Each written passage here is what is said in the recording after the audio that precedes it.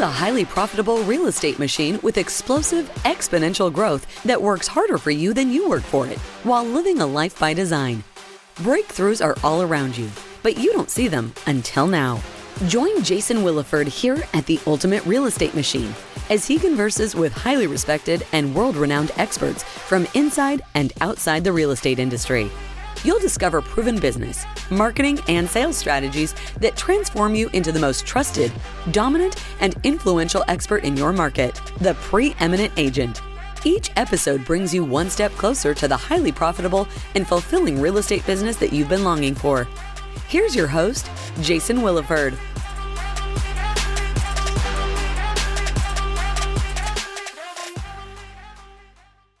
Welcome to another exciting episode of the Ultimate Real Estate Machine. I have another wonderful guest and friend of mine, Miss Angela Dowd. Angela is out of the New Hampshire market. She's a top producer out of her market. She just had an amazing month. She was the #1 agent out of her location with Keller Williams. She's on the TV show Beyond the Close. She also is going to be co-authoring a book with Kevin Harrington from the original Shark Tank. So she has a lot of amazing things going on right now. And without further ado, welcome Miss Angela Dowd. How are you doing today, ma'am? I'm great. Thank you, Jason, for having me today. Oh, absolutely. Absolutely. Well, shoot, can you tell us a little bit more about yourself, your family, kids, how many you have, and anything else that you'd like to tell us about you personally? Sure. Yep. I'm married. I have 2 beautiful kids, Alana, that's 9, and Connor, that's 7, that are my whole world. So they take up a good portion of my day. So when I'm not working in real estate, I'm with my family. And speaking of drive and work ethic, you are one of the hardest working people that I have ever seen in my life, that I know of, like to a point where I'm like, Angela, hey, we need to get your life back to, you're at that point of your business of, hey, it's time to get your life back also, because how many hours approximately per week do you currently work? Definitely over the 100 range. It depends every single week, but I usually work till around 2 a.m. And this morning I was up at 5:30 a.m. So it really depends on the week. I'm a little bit more grind right now because we're in a show, we're in a competition, it's all out. So you can do anything for 90 days. So that's kind of my attitude right now. So I probably would be going off of more than like 3 hours of sleep, 3.5 hours of sleep, but it's go time. So, it's a competition and may the best man or woman win. So yeah, until then, I'll sleep a little more after the competition. And you are also such an executioner. And what I mean by that is that, it's easy to go out there and learn things, and people can get stuck. People get stuck learning and they think they're going somewhere. But if you're just learning and you're not executing on what you learn, that's how you can just stay stuck. You're wasting time if you're just learning and you're not implementing anything. And that was one thing that, you read the Ultimate Real Estate Machine. You were one of the first ever to read the book, if not maybe the first final edited version before one copy was even printed, because I gave the book to all contestants, was the very first thing that I did. And what you tell us what you did just as soon as you were given that PDF copy. As soon as I got that PDF copy, I took my ass down to FedEx Kinko's and I got that shit binded, and I got my highlighter out and I just read and go. I'm still rereading it. So I actually have the beautiful hardcover edition now, which is my new real estate Bible that I live by and breathe by. And it's funny, I've done a few posts online and I'm seeing other local realtors, they're reading it now. And I swear I'm already seeing them grow. And I got the head start. So I was the lucky one. But yeah, no, I mean, there's so many golden nuggets in there.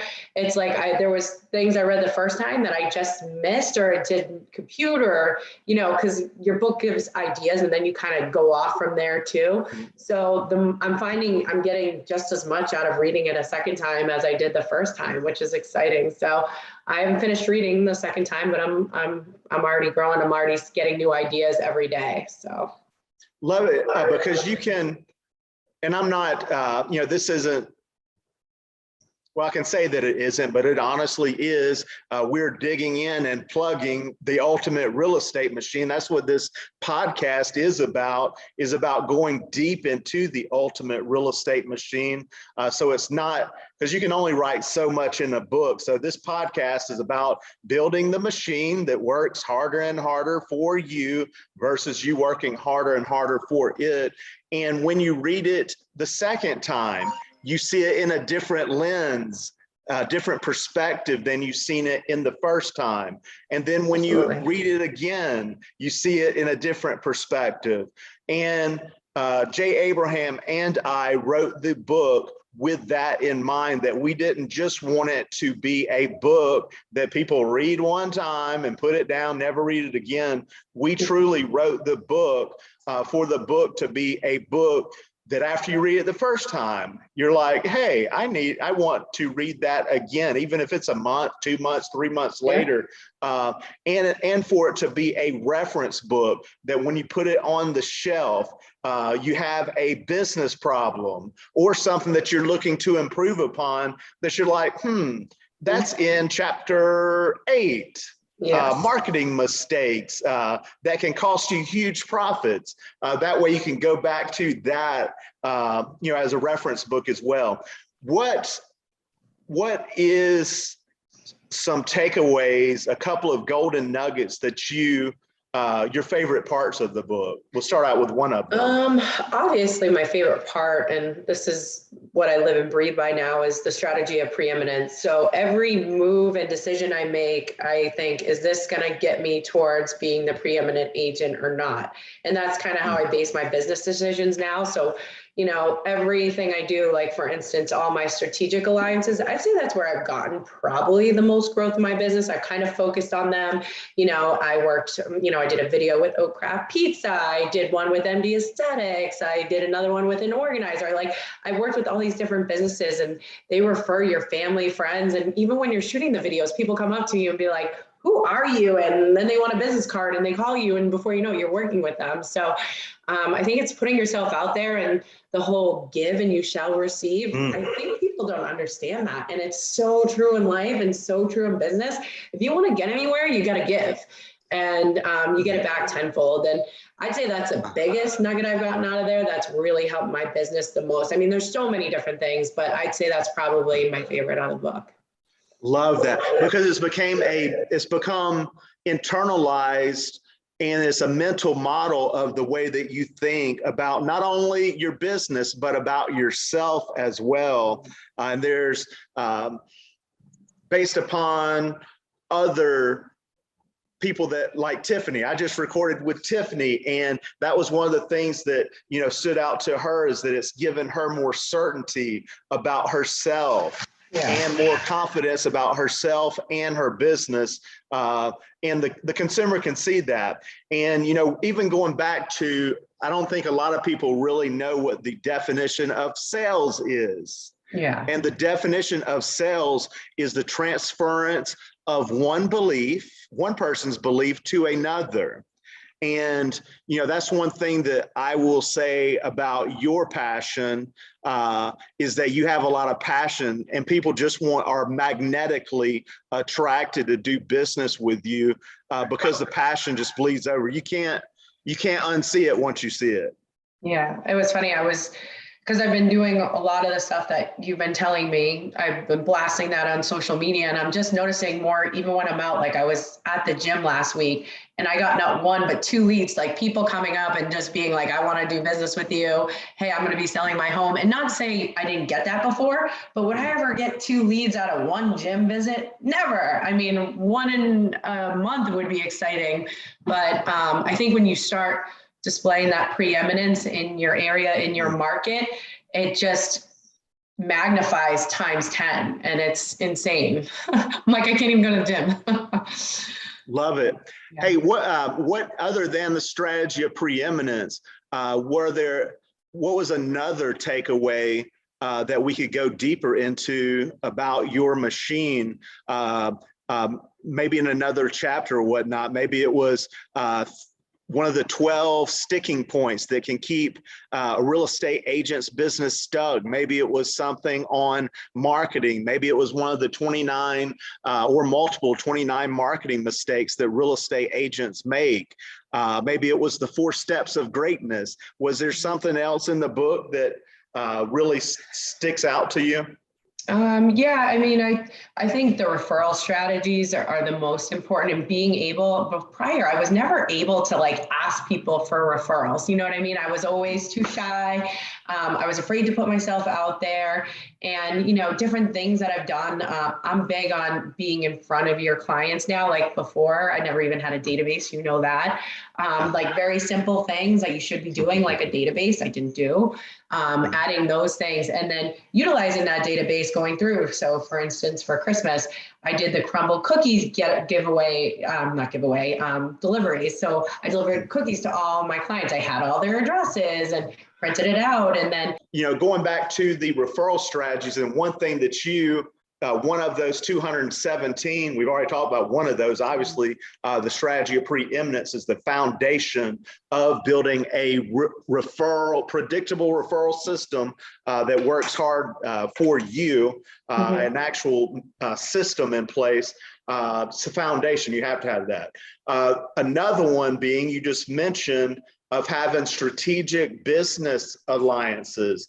And yes, you have quickly, because you go out and execute, have done a wonderful job with that. How has that changed the way that you do your business? And have you had to dump a bunch of money into marketing to do it? No, I haven't. I mean, I do have a social media manager. She did some of our videos, you know, promotions, the giveaways. Like the other thing that worked out great was the giveaways. Because what happens is for people to enter, you got to have, you know, tag 3 people, like me, follow me, all that stuff. So like my social media followers have doubled, and I just randomly get messages from people. Hey, I want to work with you as long as you're the agent I get to work with. You know, I just had one last week, would love to work with you. I see you crushing it on social media. So it's nice when that all just comes back to you. So again, it kind of goes back to the give and you shall receive. And the more you put yourself out there, I didn't put myself out there as much before as I should have. And I think the shows kind of forced me to do that. And that's really helped me grow my business. And what's going to be fun, even more fun for me as we continue to work together, even past the show, is that because I love working with you, because you go out and you do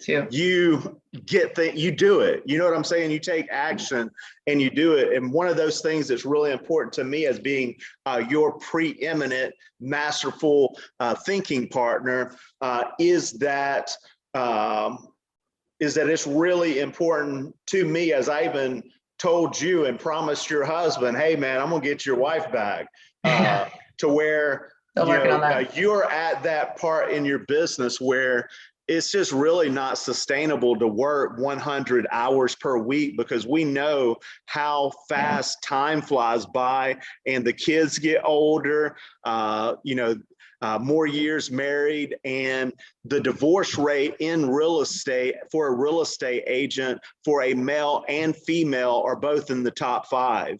Really? That's not good. Oh, no, yes, ma'am. Don't give my husband any ideas, Jason. All right? No, we're going to be proactive about that and work on that and get your life back, but also scale your business up.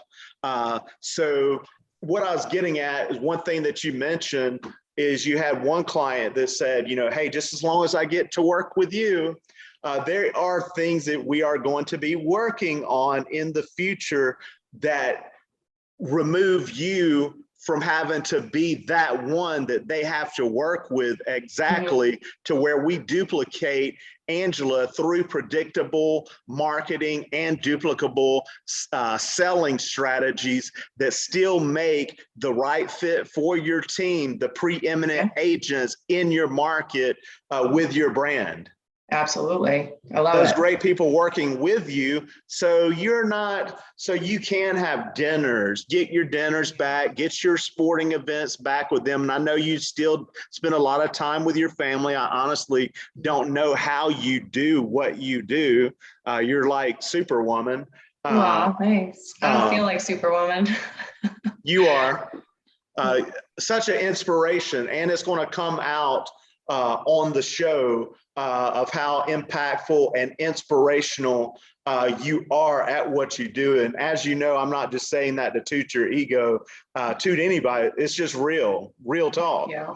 Thank you so much. What would you say is being a contestant on Beyond the Close? What's been some breakthroughs that you've had during the 90-day challenge? Some breakthroughs. There's been so many.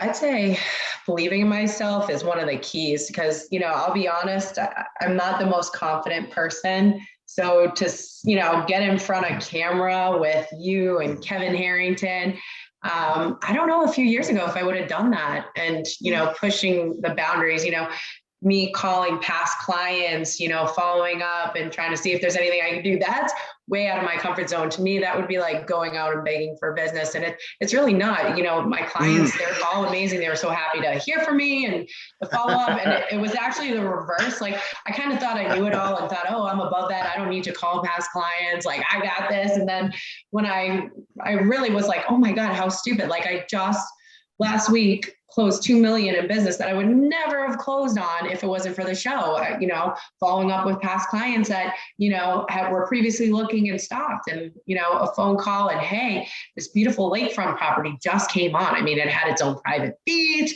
It had an in-ground pool right on the water. That sale never would have happened, the old me would have just put it aside and, okay, they don't want to look anymore. I'm not going to follow up. I'm not going to call them. So, I think the biggest thing is people have to step outside of your comfort zone. If you want to grow, if you want to take it to the next level, you got to be uncomfortable. And I'm so glad I did it. It was worth it. That's awesome.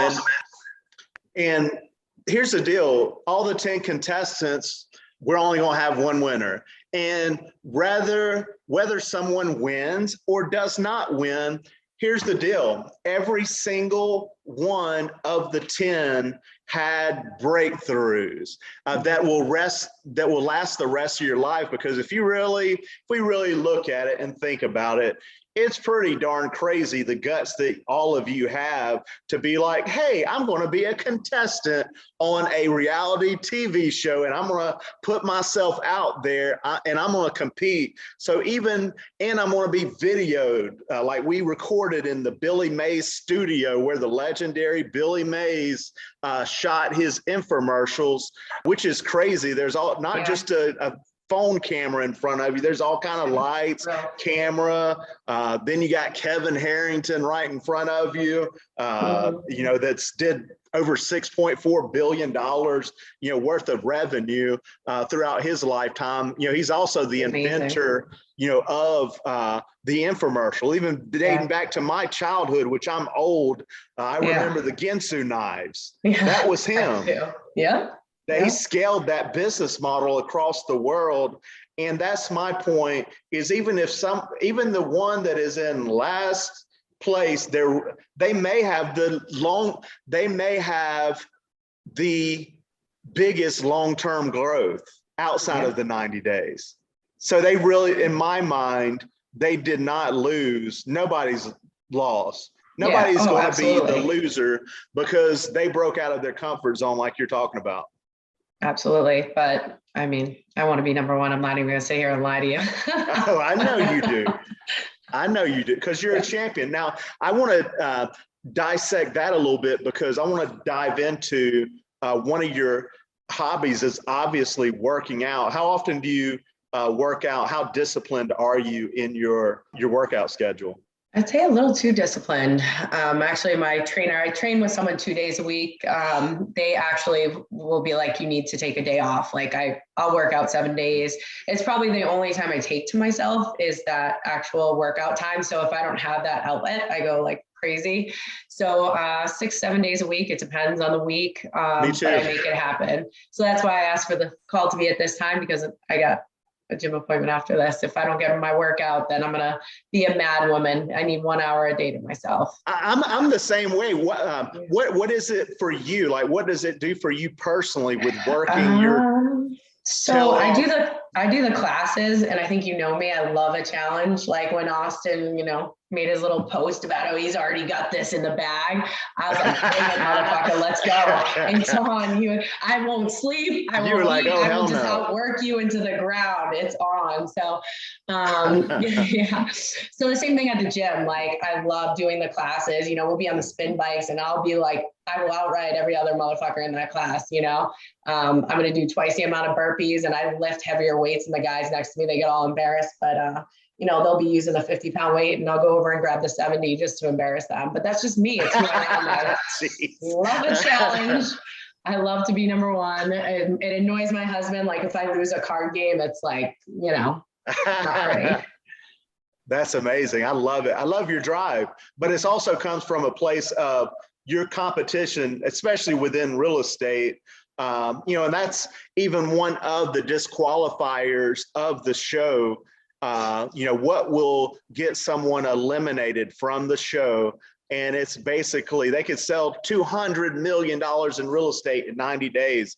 But if they are not being preeminent in what they are doing, if they're not doing their best for their clients, if they're compromising clients' best interests just to win the competition, to me and my greatest mentor, Jay Abraham, that is not winning, that's losing. Oh my God, no, because you're ruining your name. Who wants to ruin their name? You know what I mean? Yeah. If you're compromising or doing something that's not in their best interest. I mean, every single client, they're like family to me. I'm treating you as if I'm buying this home for myself and what would I do? And I'm not going to advise you any differently, So if you don't have that, you're never going to scale because people can see right through you. The trust rating of real estate agents. They only trust, what is it, 11% of real estate 11%. Agents? It's horrible. That's insanely low. It's like the lowest of any industry. Like, I think there are other than a used car salesperson. Yeah, exactly. And, I think not knocking, because there's great people that sell cars too, like the preeminent car salesperson. Yeah. That just like the real estate agent, and that's horrible. And that's the reason why we wrote the book. That's why I even give away chapter 4 free, the preeminent agent. That's how I feel, Steve Jobs style, that I can make my little ding in the real estate industry is bringing preeminence back to real estate. Yeah. Not to sound like a presidential slogan.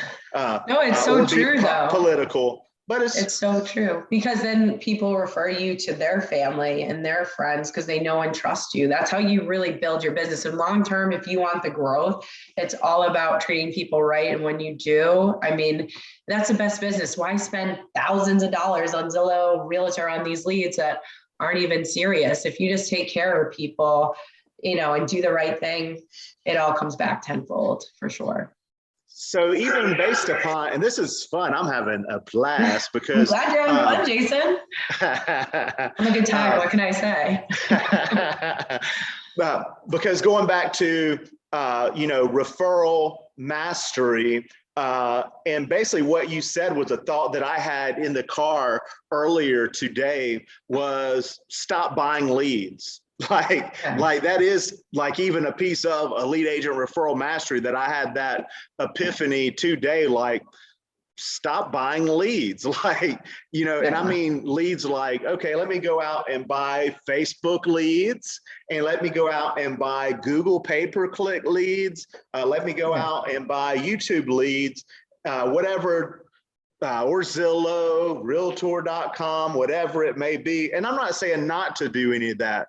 But if you do not have a predictable referral generating system in place, you really, that would be what I would go back and tell my earlier self in real estate as we started building a team and started paying for leads and started paying for marketing, is to, hey, you need to have that system in place before you do anything that generates free almost all the time free referrals or low cost.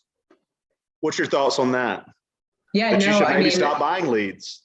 honestly, I'm like at a point where I don't even need to do it. I know that sounds bad, but it's true. And to be honest, I've been actually so funneling them down. So I have a couple other people under me, and they pay me referral fees. So once they're able to convert, they, I get a referral fee out of it.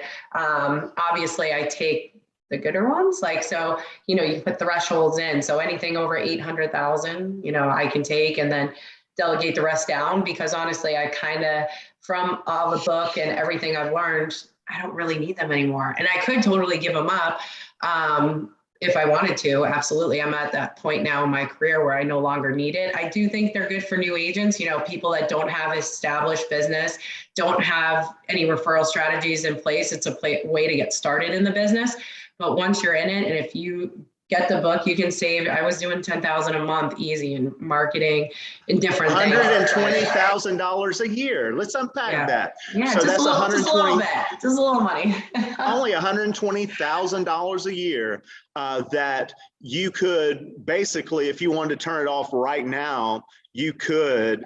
And if you still kept digging into that, just to be upfront. So like, I have partners that pay part of it, but that's not all me. Yeah. But still, that's bottom line profit though, right? Oh yeah, absolutely. Absolutely. Yeah. It would be, because I'm sure they would also partner with you on client appreciation events and, other things within, one of the other 217 predictable referral strategies that would, that you could magnify other than just internet leads. Oh yeah. I want a VIP party. Love it. Let's go. Love you it, girl. If it's in my calendar, I would come. Okay, deal. What would you, one thing I did want to unpack real quick is you getting your life back.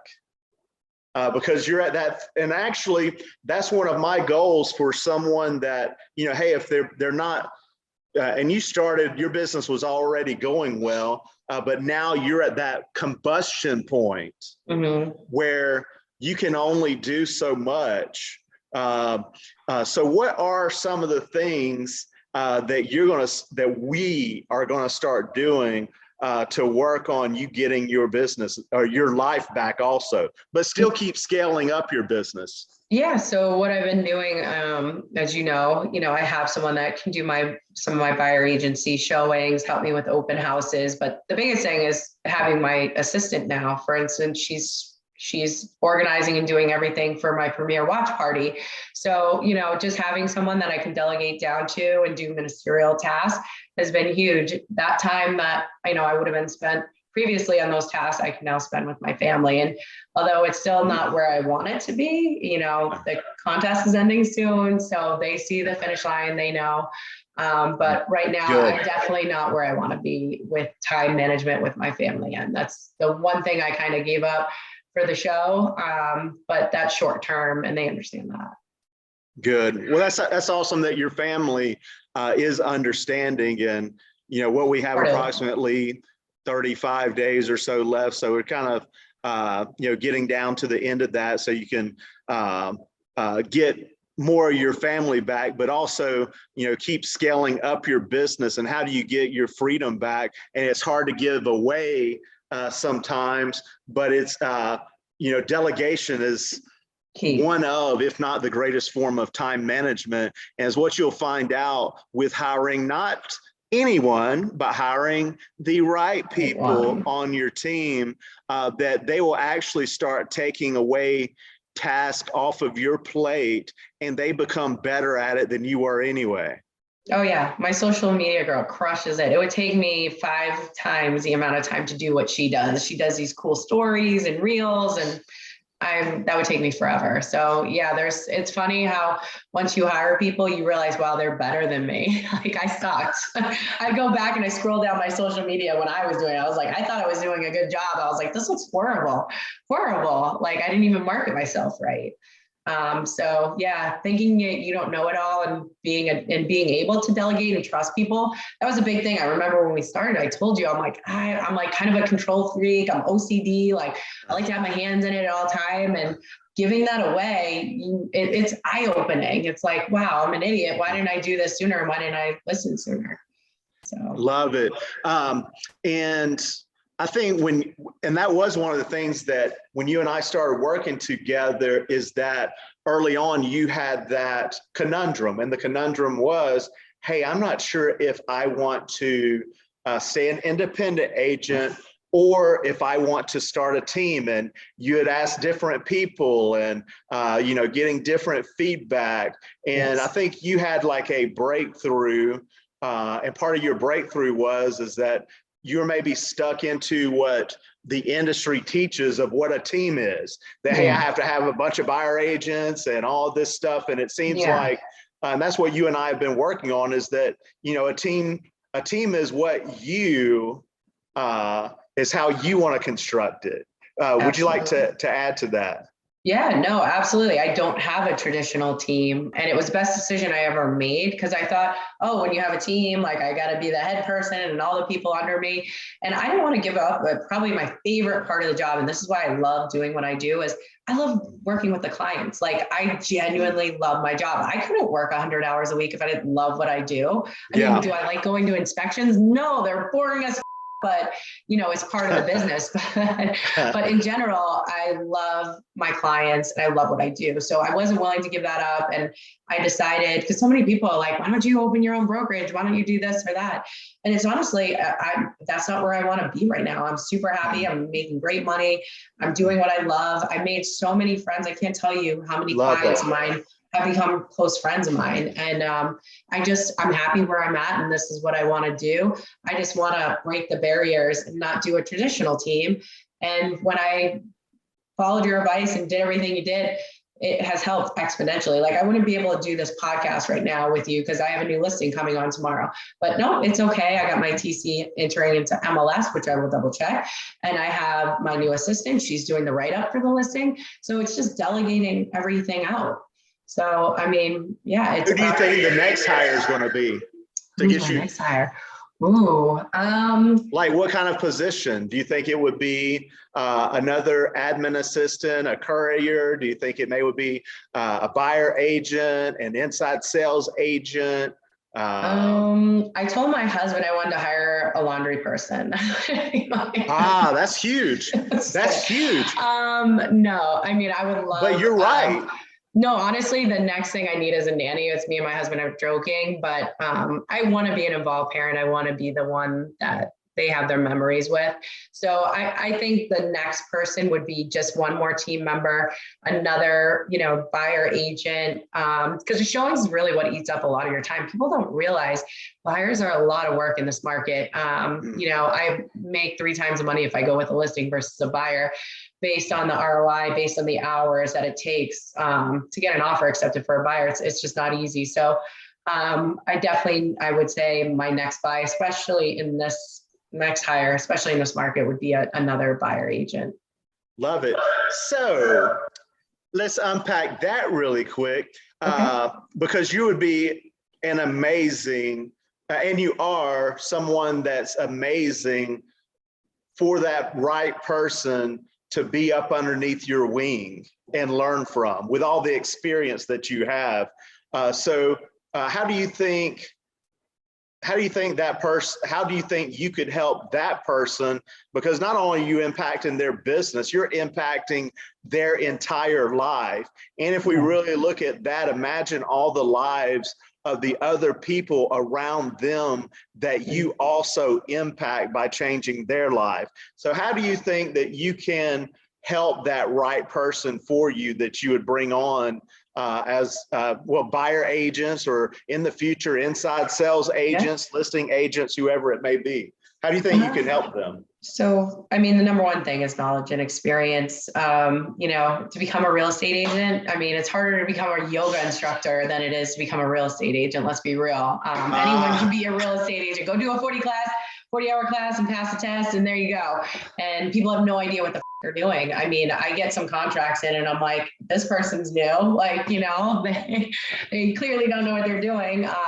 And you're just messing with someone buying the biggest investment of their life.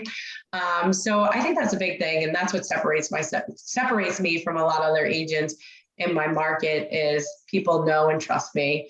And that's key. So, that knowledge and experience, you just don't get it. They don't, in school, they don't teach you like the real life stuff. It's like, you learn all the main terminologies, but okay, real life, when you go out and be a realtor, that class. They don't teach you how to make money is what they don't do. They don't. And marketing, I'd say the biggest thing in real estate is you're not just selling houses, you're selling yourself. There's 1,000 other realtors out there. Why are they going to use you? And, that whole marketing piece and helping them grow. And to be honest, I got more leads than what I can handle at sometimes. And I refer them out. And where else are you going to go and just start off and be handed leads? Like when I started off, no one was handing me any leads. I wish I was, but that's not how it worked for me. But I know how to scale it. I know how to grow it. I've already interviewed several of the top team leaders in North America, like in all of North America, US and Canada, I should say. And I asked, I believe all of them so far, the question of, hey, why did you decide to start your team? And the funny answer, not funny, but fascinating answer that I got, because I'm a question asker, kind of like a Socrates. I like to, walk the earth asking the questions and seeing what, the common answer is. But the common answer for all of them was, hey, it just got to a point of my business that I just had so much business that I couldn't handle all of it myself. And guess what answer you just said? That. Yeah. That same exact answer, which is awesome, because I know that if you wanted to be, and you may not, it may not be in what success looks like to you, but I know if you wanted to be one of the top in North America team leaders, you could get there and get there very fast. Thank you. Yeah. You never know what the future is going to hold. I mean, I'm obviously going to be setting new goals for myself, but right now my goal number one is just focusing on the show and winning. And, I'm not going to start a new chapter until the show is over for sure. Love it. Hey, what does that person look like? I know you just don't want to hire anyone onto your team that's going to be that buyer agent hire, because you have your core values, obviously, of what works for you, and kind of like me, I'm not a perfect fit for everybody. You know what I'm saying? I would probably drive some people crazy, and never, Jason. And I know I have. I'm just being honest and straight, because I'm a peak performance mentor. I'm not a 30%, give me 30% mentor. And if someone's just looking to put 20 or 30% into it, I'm probably not going to be a good mentor for them. I'm probably going to piss them off, honestly. Because I know they have more in them. You know what I'm saying? And peak performance, that's my job, being a preeminent mentor, is to help them get where they want to go as fast as possible with a Ferrari versus having a Volkswagen to get there, I remember when we first started, I was so overwhelmed. I'm like, how am I going to get all these goals done and everything done? Like, you push the limit to like where I was like, I don't think I can do all this, but you can.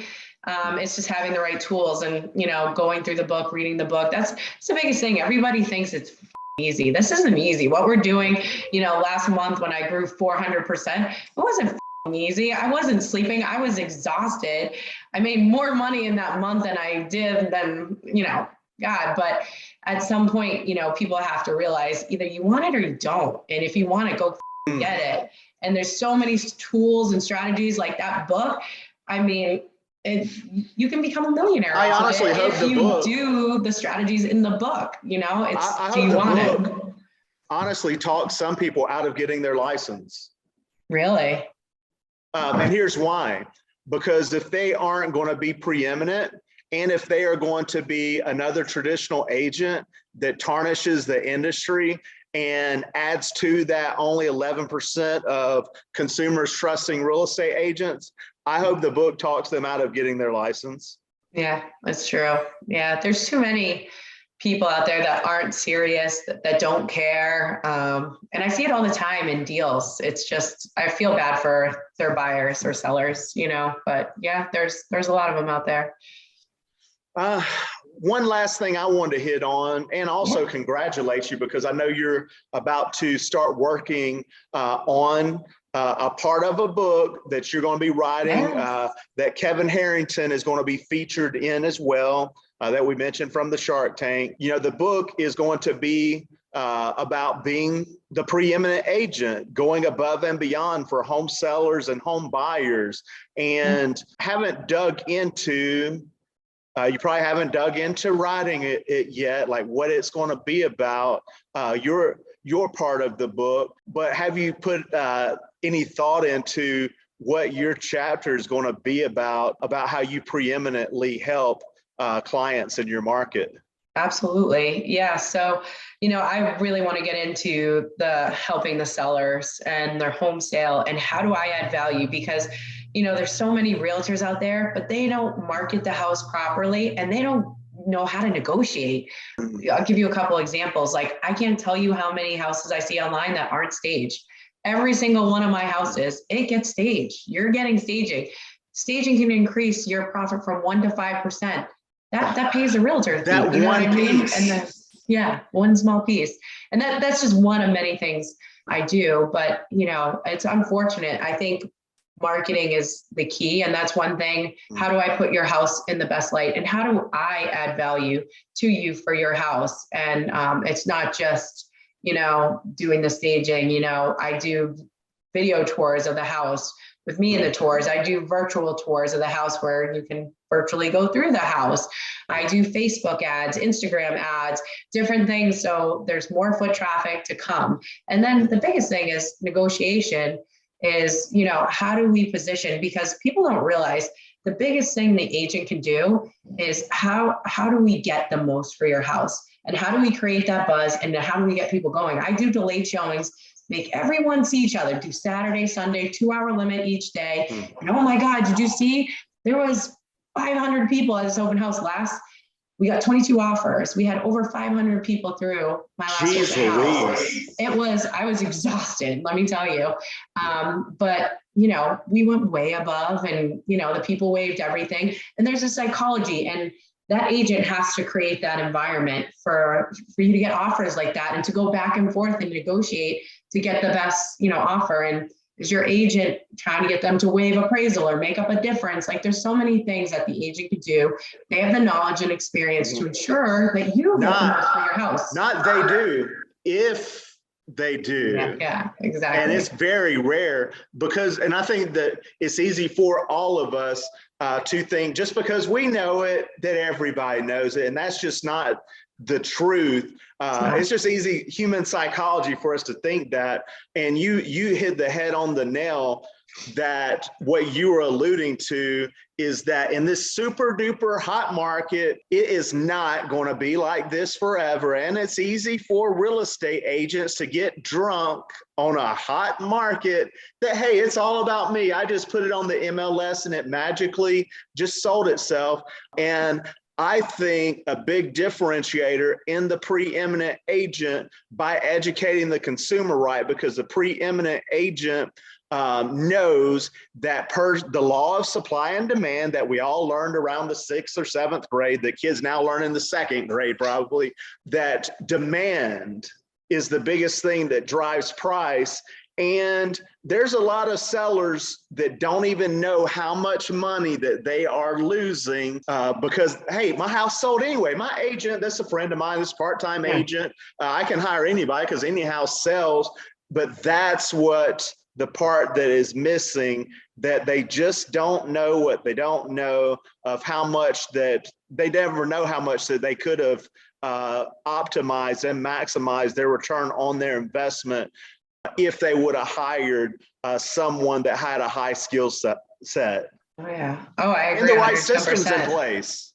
Yeah, you got it. Day and one, that's you what got in real estate. Did you have someone doing your staging and videography and all that? Oh yeah, I have all of that. I have a whole team. Day one though, did you?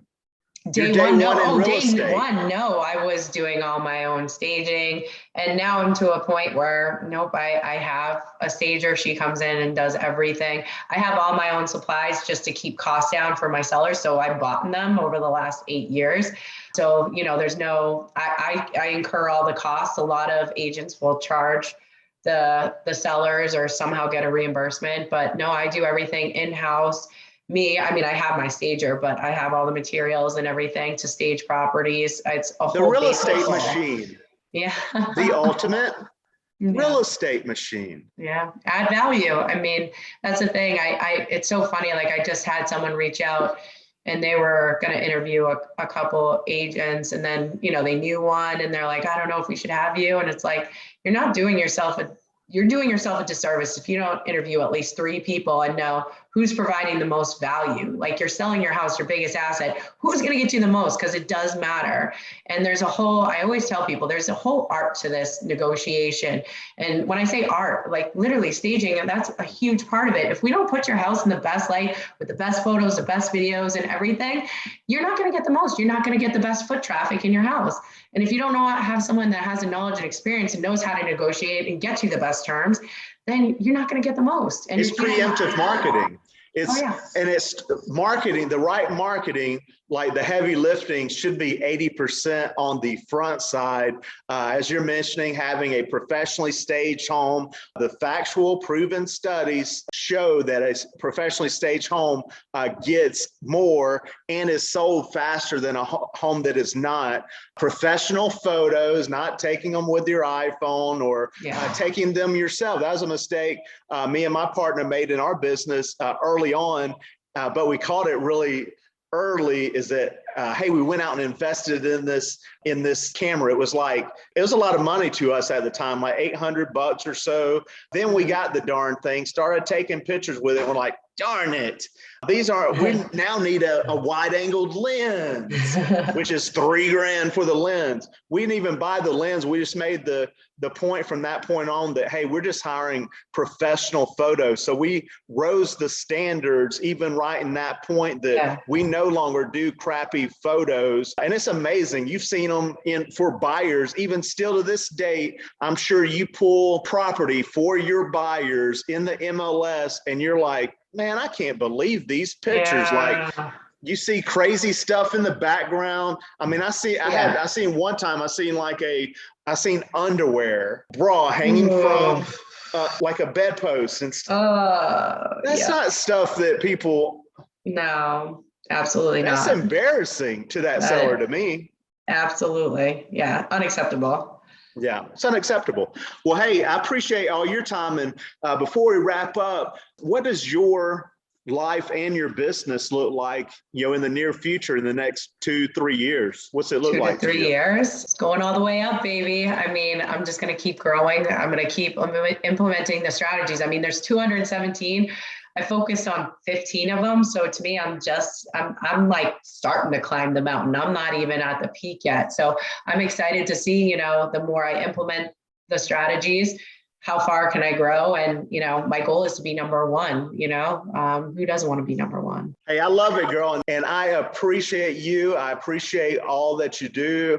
And shoot, this has been a wonderful episode and I can't wait to have it out there and live.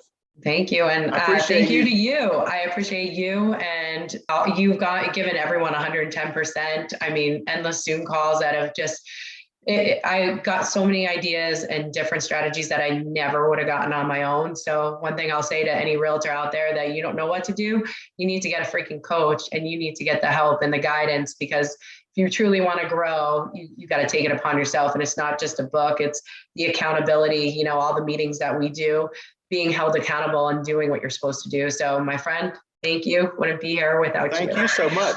And read the book, because the book shows you, just like real estate agents, there are many real estate coaches out there. And there's a difference between a coach and a mentor and a masterful thinking partner. So there's a lot of different levels of that, but it's in the book. It's in the 4 steps to greatness, in step number 4 of the differences between all of them too. Yeah. Well, absolutely. Thank you so much, Miss Angela. Have a great day. Thank you, Jason. All right. Thanks. Bye. Bye-bye. Bye. That's it for this episode of The Ultimate Real Estate Machine. May your real estate machine be extremely rewarding, fulfilling, and life-changing for you and all the people that you impact. Claim those skyrocketing results that you demand from your real estate business.